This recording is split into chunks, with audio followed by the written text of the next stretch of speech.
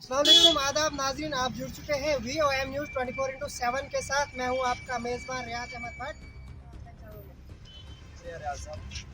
Sir, थोड़ा सा जानना चाहूँगा शफीक साहब, आज के जो आपने यहाँ पे मेमोरेंडम दिया है ACD ऑफिस ने, किस लिहाज से दिया है और क्या उम्मीदें रखी है आपने जो यहाँ पे मेमोरेंडम दिया है?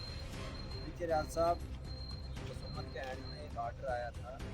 इसमें ये कहा गया है कि NMMS national mobile monitoring system को इम्प्लीमेंट किया जाए। तो इस सिलसिले में बहुत बड़ी क्राइम हो गई है फील्ड के अंदर, बहुत बड़ी प्रॉब्लम पैदा हो गई है। उस प्रॉब्लम को लेके यहाँ पे बहुत सारे PRI जमा हुए थे, जिनमें हमारे सरपंच हजरात थे, पंच हजरात थे। तो हम लोग यहाँ से हमने मेमोरेंडम बनाया। वो मेमोरेंडम हमने जनाब वर्दी ACP डोडा को पेश किया और उनसे हमने ये रिक्वेस्ट की कि सर ये जो NMMS लागू किया गया है, अभी इसके लिए वक्त नहीं अभी लागू करने का, क्योंकि ये फाइनेंशियल ईयर का आखिरी चौथा और आखिरी क्वार्टर है। और इसमें ना तो इनके पास पूरा इंफ्रास्ट्रक्चर है, इंफ्रास्ट्रक्चर में इनके पास इतने एम्प्लॉइज़ नहीं है। अगर एम्प्लॉइज़ कम हैं तो रजिस्टर्ड मेट्स इनके पास हैं जो कामों पे जाके अटेंडेंस ले लें। नेशनल मोबाइल मॉनिटरिंग सिस्टम यह है कि इसके अंदर रोज़ाना आपको काम पे जाकर अटेंडेंस लेनी है। सुबह के टाइम भी मॉर्निंग में आपने अटेंडेंस लेनी है और आफ्टरनून में भी आपने अटेंडेंस लेनी है। उस अटेंडेंस को आपने ऑनलाइन करना है और ऑनलाइन होने के बाद जब आपका मशगूल कंप्लीट होगा उसके बाद उसके वेजेस बनेंगे और वो आप लोगों को दे पाएंगे। तो ये जो इन्होंने NMMS लागू किया है, ये इन्होंने सडनली लागू किया, जिसके लिए इनके पास कोई इंफ्रास्ट्रक्चर नहीं है। आपको पता है हमारे जो पहाड़ी इलाके, हमारी जो पंचायतें लगभग 20-25 किलोमीटर शहर का एरिया है, उनमें तो एक मुलाजिम के लिए काफ़ी मुश्किल है। एक छोड़ के अगर आप 20 लोगों को रजिस्टर करते हैं तो भी मुश्किल है।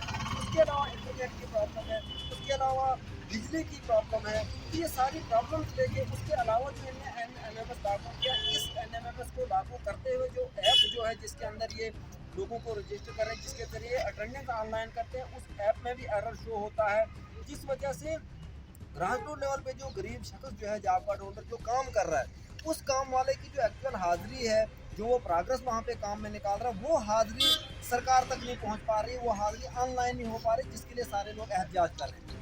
अक्सर ये लोग कहते हैं कि भाई ये लोग प्रोटेस्ट कर रहे हैं इसके खिलाफ। हमारा कोई प्रोटेस्ट नहीं है, हम भी चाह रहे हैं कि नरेगा जब से शुरू हुई है, कैश पेमेंट से लेके अभी तक NEFMS तक जितने भी स्टेजेस आए, जितने भी स्टेप्स गवर्नमेंट ने लिए, हम लोगों ने गवर्नमेंट के साथ कोऑपरेट करके इस स्कीम को यहाँ तक लागू किया और सक्सेसफुली लागू किया। और इस स्टेप में भी हम सरकार के साथ हैं, लेकिन उस वक्त हम सरकार के साथ हैं जब पूरा इंफ्रास्ट्रक्चर जो उनके एंड से होना है, जब वो उसको पूरा कर लेते हैं और काम करने वाले मजदूर को कोई भी परेशानी ना हो, बिना किसी परेशानी के अगर उसकी अटेंडेंस ऑनलाइन स्कोप में है। लेकिन ये जो सरकार कर रही है बगैर किसी इंफ्रास्ट्रक्चर के कर रही है, जिसकी वजह से हमारी अटेंडेंस जो है वो ऑनलाइन नहीं हो पा रही है, बल्कि वहाँ पे अटेंडेंस की जगह अब्सेंट मार्क हो रही है। इसलिए हम इसके एहतियात में हैं। जी सरपंच साहब, थोड़ा सा जानना चाहूँगा, क्या अभी वो इम्प्लीमेंट हो गए हैं, गवर्नमेंट में लागू हो गए हैं NMMS? हाँ, जैसे सरकार ने ऑर्डर ये किया था उसमें ये लिखा था कि it should be implemented in letter and spirit, और इमीडिएट उसको 1 जनवरी से इम्प्लीमेंट किया गया है। लेकिन इम्प्लीमेंट तो किया, यही तो सबसे बड़ी प्रॉब्लम है, क्योंकि पहले ही आपको अब देखो, जब ग्राम सभा ने जो प्लान बनाया था, जो इलेक्टेड PRI जो पब्लिक ने प्लान बनाया था, उस प्लान को आस्ता आस्ता आस्ता आस्ता पीछे रखा गया। अप्रूवल तो DC साहब ने या DPC से उसकी अप्रूवल तो अप्रैल में होगी, लेकिन काम उठाने की इजाज़त नहीं दी गई। पहले ये कहा गया कि आप अमृत सरोवर के काम करें, उसके बाद जो PRI का प्लान है उसको उठाया जाएगा। जो ग्राम सभा ने प्रपोज किया है अमृत सरोवर के बांध बनाने के, हमने कोशिश की, कहीं पे लैंड डिस्प्यूट हुआ, कहीं पे कुछ हुआ, तो कुछ जगहों पे काम कंप्लीट भी हुए। उसके बाद कहा गया, अगस्त में ये कहा गया कि आपने अमृत सरोवर के साथ साथ आपने सोकेज पिट्स बनाने हैं। जब आप सोकेज पिट बनाओगे तो उसके बाद ये जी आपका प्लान शुरू हो जाएगा। तो आपने देखा कि इस फाइनेंशियल ईयर में लगातार 5 साल के लिए नरेगा सपोर्टिंग स्टाफ जो था 5 महीने के लिए वो लगातार स्ट्राइक पे रहे। तो उस वजह से भी काम में बड़ी प्रॉब्लम होगी। उन लोगों ने भी काफ़ी लंबे अरसे तक प्रोटेस्ट किया, जिस वजह से काम शुरू नहीं हो पाए। सोकेज पिट्स का चला, उनमें से जो एस्टिमेट्स बनाने थे सोकेज पिट्स के लिए, लोगों के शीट निकालने थे, वो भी पूरी तरह से स्टाफ के एब्सेंस में नहीं हो पाया। तो उसके बाद आज की डेट में मुश्किल से दिसंबर के पहले 15 दिन के बाद तो आस्ता आस्ता कामों की अप्रूवल दी गई थी शीट निकालने के लिए। अब शीट जनरेट किए थे, अब आस्ता आस्ता ये तेज़ी से काम चल रहा था, लेकिन जैसे ही काम हमने की कोई तैयारी नहीं थी, जिसका शिकार इस वक्त गरीब जॉब कार्ड होल्डर। सरपंच साहब, जानना चाहूँगा, जिस तरीके से आपकी पंचायत कौन सी अपर मंडा है, जी अपर मंडा, अभी आपने प्रैक्टिकली वहाँ पे देखा, आपने बायोमेट्रिक को वहाँ पे की, कोई अटेंडेंस की, जिससे आपको दिक्कत आ रही है? देखिए रियाज साहब, अगर मैं अपनी पंचायत की बात करूँ या हर पंचायत की बात करें तो 50-60-70 काम इस वक्त ऑनगोइंग है। और 70 कामों को, क्योंकि हिली एरिया है, बहुत फैला हुआ एरिया है, पहाड़ी एरिया है, ऐसा किया 70 कामों के अटेंडेंस को कवर करने के लिए आपके पास कम से कम 15-20 रजिस्टर्ड मेड्स की ज़रूरत है, जबकि एक एक पंचायत के अंदर अभी तक 5-5, 10-10 मेड्स भी रजिस्टर्ड नहीं है। यकम जनवरी से अभी तक कम से कम मैक्सिमम वर्क 60-70% काम ऐसे हैं जिन पे कोई भी अटेंडेंस लेने नहीं पहुंचा, और उन कामों की जो शीट है वो ज़ाया हो रहे हैं और उन पे अब्सेंट मार्क हो रही है, जैसे कि एनएमएमएस लागू किया कि इससे यही प्रॉब्लम आ रही है जी। चलिए, बहुत शुक्रिया। सरपंच भी कुछ जिनने यहाँ पे हिस्सा भी लिया और इनसे भी बात करने की कोशिश करेंगे। सर, आपका नाम जानना चाहिए? मेरा नाम मोहम्मद सिद्दीक है, मैं सरपंच का बबूर ब्लॉक से ताल्लुक़ रखता हूँ। जिस तरह से यहाँ पे आज मेमोरेंडम एसडी ऑफिस में पेश किया आपने, तो किस हद तक इसको आप देखते हैं? देखिए, हमारा काम है, मतलब वही मैंने एसीपी साहब को बोला कि बच्चे का काम रोना है और माँ का काम होता है उसका ख्याल रखना, ये लड़का क्यों रो रहा है या ये लड़की क्यों रो रही है। तो उसके मतलब उनको एक हंसी आई कि देखना, मैंने बोला देखो हमारे ऑफिसर जो हैं वो है एसीडी साहब, हमने अपनी दाद फरियाद जो भी हमारी पंचायतों में मुश्किलात हो या कुछ भी हो तो हमने वो एसीडी साहब तक के अकाउंट में लानी है, ताकि वो भी अपने बाला जो उसके बाला ऑफिसर हैं उन तक वो बात पहुंचाए। हमारा काम था उन तक वो देना और उनका फ़र्ज़ बनता है कि वो भी आगे वो कागज़ पहुंचाए। ये जो इस वक्त इन्होंने अचानक एक NMSS लॉन्च किया है जम्मू कश्मीर के अंदर, ये अगर इन्होंने लॉन्च करना है तो इनको चाहिए था कि ये 31 मार्च जो ही ख़त्म होता है 1 अप्रैल को शुरू करें। 1 अप्रैल से अगर ये शुरू कर दे तो 31 मार्च यानी पूरे 365 दिन होते हैं, तो 365 दिनों में कम से कम 100 दिन का रोज़गार लग। इस वक्त आप देखेंगे कि दिसंबर के महीने में ये ऐप लॉन्च कर रहे हैं, उधर से दावा कर रहे हैं कि हम लोगों को 100 दिन का रोज़गार देंगे। आप मुझे बोलिए कि इस वक्त काजदीगढ़ हो, गुंदना हो, भारत बगला हो, मरमत हो, चक्यास हो, कोई भी पहाड़ी जो हमारे पंचायतें हैं वहाँ पर बर्फबारी है, वहाँ पे बिजली का फुकदान है, एक एक हफ्ता बिजली नहीं आती है, मोबाइल नेटवर्क का मसला है और बहुत सारी चीज़। तो लोग क्या करेंगे, कहाँ से एक पंच सरपंच या वहाँ पे जो मुलाजिम हजरात हैं, देखो हमारे यहाँ जो गरीब तबका है वो उनको ये जहन में कि हमें 100 दिन का रोज़गार, लेकिन जब 31 मार्च को उनको 5-5 दिन या 3-3 दिन लगाएंगे वो थोड़ी डिपार्टमेंट को वो तंग करेंगे, वो सरपंच पंच वगैरह के घरों में आएंगे, वो उनको बोलेंगे नहीं जनाब आपने हमें 100 दिन का रोज़गार नहीं फराहम किया। ये बहुत बड़ी, मैं कहता हूँ कि नालायकी है हमारी यहाँ की जो इंतज़ामिया है उसकी, क्योंकि जो भी एक्सपेरिमेंट करना हो वो जम्मू कश्मीर के ऊपर एक्सपेरिमेंट होता है। या मैं कहता हूँ कि सबसे बड़ा जो फॉल्ट इस वक्त है, आपने देखा कि एक एक हफ्ता बिजली नहीं हमारे इलाकों में आती है, मोबाइल कहाँ से चार्ज होगा, मोबाइल चार्ज नहीं होगा तो अटेंडेंस कहाँ से लगेगी। तो ये बहुत बड़ा मसला बन गया है।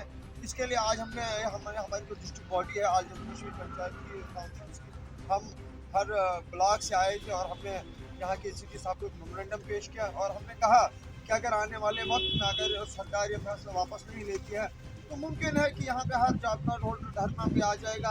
तो अगर सरकार यही चाहती है कि हर वक्त यहाँ पे PHC वाले भी एजुकेशन पे रहे, रहबर खेल वाले भी एजुकेशन पे रहे, फिर जॉब कार्ड होल्डर भी एजुकेशन पे रहे, अगर हर एक को एजुकेशन कराना है तो फिर सरकार की अपनी मर्जी है, वो क्या करती है। क्या लगता है आपको, जिस तरीके से ये ग्राउंड पे इम्प्लीमेंट करवाया, क्या काम ये होगा आपके पंचायत में, यानी कि पूरे ऑल ओवर पंचायत की बात करें, क्या होगा?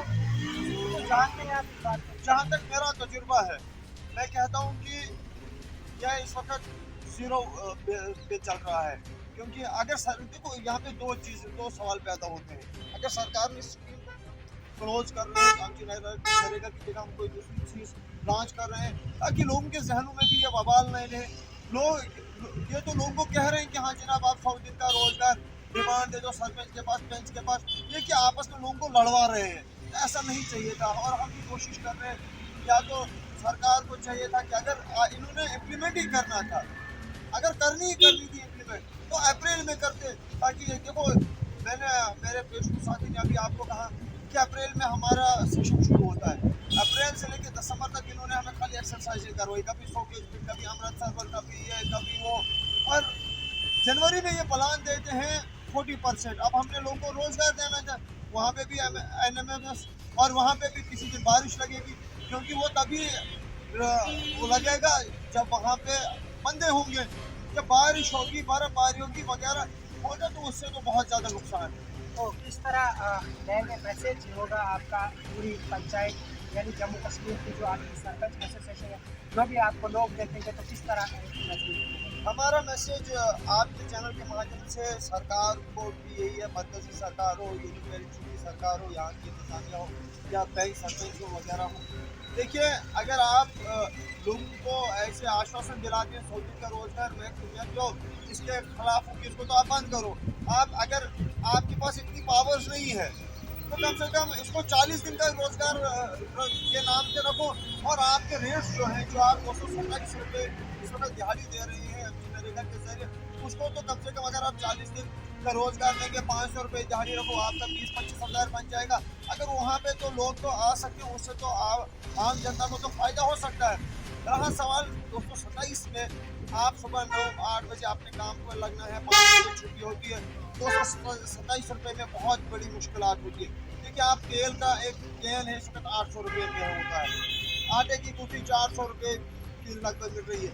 एक तरफ से महंगाई आसमान छू रही है, और दूसरी तरफ आप गवर्नमेंट को बोल रहे हैं कि हम देखो, मैं ये नहीं कहूँगा कि आप इस चीज़ को बंद करो, लेकिन जब इंसान मजबूर हो जाता है, इंसान यही कहेगा कि आप इसको बंद ही रखो, ताकि हम भी तो लोगों के उस हवालों से बच सकें। हमें तो लोगों को झूठ झूठ के वादे नहीं, क्योंकि हम ऐसे नहीं कि हम लोगों को बोलेंगे यहाँ जनाब आजकल, क्योंकि लोग किस्मत तेज है, लोग घरों में आएंगे, लोग हमारे चूल्हों को वो खोदेंगे कि नहीं जनाब हमने आपको वोट दिया। लोग तो इस वक्त यही कहते हैं कि हमने आपको वोट दिया है, आप जाओ और सरकार से लड़ो। तो हम इस वक्त मजबूर हैं, हम क्या कर सकते हैं। चलिए, बहुत शुक्रिया। वक्त ही आकर फैसला करेगा। एक तरफ से महंगाई आसमान को छू रही है, दूसरी तरफ से एलजी इंतजामिया एक ऑर्डर निकाल रहे हैं।